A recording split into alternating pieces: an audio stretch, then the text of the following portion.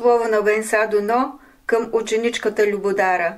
11 март 2016 година, 19 часа и 45 минути. Мой любезна ученички Любодара, съобщавам тържествено, твоят мъж Георги е издигнат в световете на надземната светлина.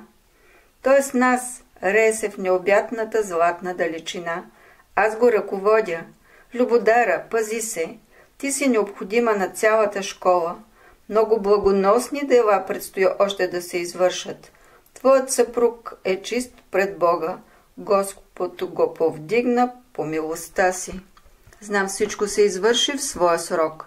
Ти му помогна чрез твоето служене на висшите сили.